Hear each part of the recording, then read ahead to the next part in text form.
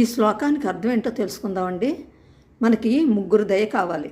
ఏంటంటే లక్ష్మీదేవి తల్లి దయ కావాలి, సరస్వతీదేవి తల్లి దయ కావాలి, గోవిందుడి దయ కావాలి.